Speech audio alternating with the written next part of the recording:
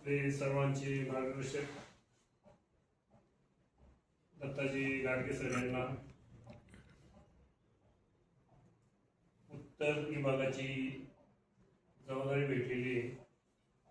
व आपले दुसरे मार्गदर्शक मुकुंद काका निगोजकर त्यांना पत्रकार क्षेत्रातील डॉक्टर पदवी भेटलेली आहे. आणि जर म्हणतात डॉक्टर झाले तर डॉक्टर नाही झालेले, पत्रकार क्षेत्रातील डॉक्टरेट पदवी भेटलेली आहे. आणि गुणवंत साहेबांना त्या दिवशी फोन आला 1-2 दिवसापूर्वी, माझ्या उपस्थितीत तुम्ही हा कार्यक्रम पार पाडा. दत्ताजी गाडगे साहेब मुकुंद काका दोघांचा सत्कार करा. त्याच्यानंतर मग त्यांनी मेसेज पाठवला ग्रुपवर आणि त्यांनी संपर्क केल्यानंतर आपण वेळात वेळ काढून उपस्थित राहायला काही कामानिमित्त इथं येता नाही आलं. आता माझ्या जबाबदारी आभार प्रदर्शन, बरोबर ना? तुमची जबाबदारी वाढली दोघांची. गाडगे सर, यावर्षी आम्ही गुणवंत साहेबांचा जीवन गौरव पुरस्कार महाराष्ट्र राज्य पत्रकार संघाने दिल्यानंतर आम्ही त्याच्यातून एकच ठरवलं की पत्रकारांना हे आय कार्ड हे फ्रीमध्ये भेटले पाहिजे. तो कार्यक्रम करत असताना तेवढं नियोजन आम्ही केलं. आम्ही केल्यापेक्षा आपण सगळ्यांनीच केलं की ते कार्ड गुणवंत साहेब यांच्या मार्गदर्शनाखाली आपण ते 17 लोकांना दिलं. जे राहिले असतील त्यांना सुद्धा ते फ्रीमध्ये देणार. त्यांची यादी पाठवलेली, त्याची पैशाची उपलब्धता आम्ही करून की सगळ्या पत्रकारांना. तसंच तुम्ही एखादा तुमच्यावर जबाबदारी आल्यानंतर निगोज परिसरातील पत्रकारांना असंच काहीतरी विशेष सुरुवातीला तालुक्याचे सगळे पैसे मिळाले 2 वेळा. आता त्यावेळेस आम्ही नव्हतो.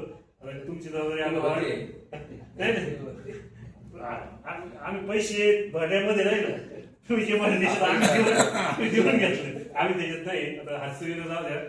तर तुमची जबाबदारी वाढलेली आहे. तुम्हाला चांगलं काम करण्याची संधी आई देवीच्या आशीर्वादाने भेटलेली आहे. त्या संधीचं तुम्ही सोनं करणार. इथून मागच्या इथे जाऊन आम्हाला 100% वाटतं या संधीचं तुम्ही 100% सोनं करणार.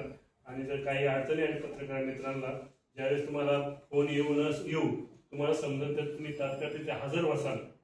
तुम्हाला समजल्यानंतर कोणचे वाट न बघता अशी आम्ही अपेक्षा व्यक्त करतो.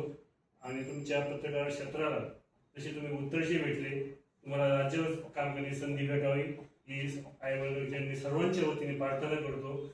आणि आपले मुकुंद काका निगोजकर एक शांत संयमी व्यक्तिमत्व, बोललं त्याला एखाद्या रागाने बोललं तर ते समजून घेणारे व्यक्तिमत्व आहे. ज्येष्ठ म्हणून असेच पाहिजे ना. ज्येष्ठला आपण जर एखादं वाक्य आपल्याकडून गेलं, ज्येष्ठ जर आपलं असं आक्रमक होऊन बोलले तर मग ज्येष्ठ आम्ही तरुण आहे. समजा तुम्ही दोघं ज्येष्ठ आहे, तुम्ही सर ज्येष्ठ आहे, आमच्याकडे एखादी चूक होऊ शकते, काय आमचं रक्त गर्व करतो. तर ते तुम्ही तर समोर गेले. काका गाडगे सर, सुपेकर सर यांची जबाबदारी, बरोबर. तर काकांना बी एक मी म्हणतो वयाच्या सुरुवातीला त्यांनी कामात सुरुवात केली, मध्ये त्यांनी गॅप दिला, पुन्हा आता सुरुवात केली. त्यांना बी पुढील भविष्यात अशाच पद्धती भेटत जावे ही आई वर्गाची मी प्रार्थना करतो.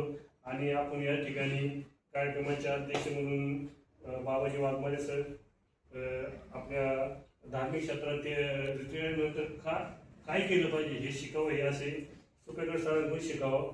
ते क्षेत्रात काम करतात. ते भगवान मंदिरकर कधी लाईन तोडतात, येतात, कधी काम करतात, पुन्हा 1-2 वर्ष गायब होतात. आणि आपले संपत वाहिल्यानंतर पण ते मी बघतोय बघ, या व्यक्तीने पेपर बदलले, प्रवास जायला पेपर बंद केले नाही. सचिन बाबा युट्यूब चालवतात कधी, म्हणजे तेच तर प्रवास आहे. योगेश बी कमी वयात, योगेश सुद्धा मी बघितलंय प्रवास हा एक प्रज्ञापन थांबला नाही. योगेशने स्वतःची एक लिंक तयार केली. म्हणण्याचा उद्देश म्हणजे माणूस, माझं मत आहे, आता मी 2008 पासून आलो, मी साप्ताहिक, सारोमत, नंतर लोकमत, ते आपले मुख्याध्यापक माहिती असं आपले याचे जगदळे सर, पंकज जगदळे, ते लोकमतला होते.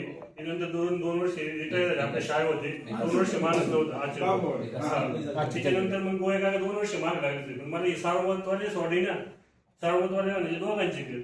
आणि लोकमत जसं कसं लोकमत नंतर 2 वर्षांनी मी तिकडे गेलो. हे म्हणजे दोन्ही केलं आपलं. असं म्हणजे या म्हणण्याचा उद्देश म्हणजे आपण इथं बसलेले आता रोहन होणार साहेब म्हणजे बाळकडून त्याला घरातूनच भेटले तेव्हा त्याचा काही विषय आपल्यासारखं काही त्याचं नाही, बरोबर. आणि लंके साहेब ही काय म्हणतो आपण घराच्या जबाबदारीतून थोडं बाहेर पडून शेवटपर्यंत कुटुंब आहे त्यांनी बी मग आपलं युट्यूबचं म्हणजे काहीतरी आपल्या स्वतःसाठी जगलं पाहिजे वयाच्या शेवटला हे यांच्याकडून शिकव. म्हणजे प्रत्येक व्यक्तीमध्ये आपण इथं आलो ना प्रत्येकात काही ना काही शिकण्यासारखं आहे आणि हेच पत्रकार क्षेत्राचं वैशिष्ट्य आहे. आपण या क्षेत्रात आहे एकमेकांचे विचार जाणून घेऊ आणि एकमेकाला सहकार्य करू. पुन्हा एकदा आई वडिलांनी आपण सर्वांच्या वतीने प्रार्थना करतो आपल्याला असंच पुढं ना पुढं काहीतरी नवीन नवीन पर्याय भेटत आहोत आणि आपण सर्वजण आलात त्याबद्दल मी सर्वांचे एकदा आभार मानतो आणि या ठिकाणी थांबतो. जय हिंद, जय महाराष्ट्र. आता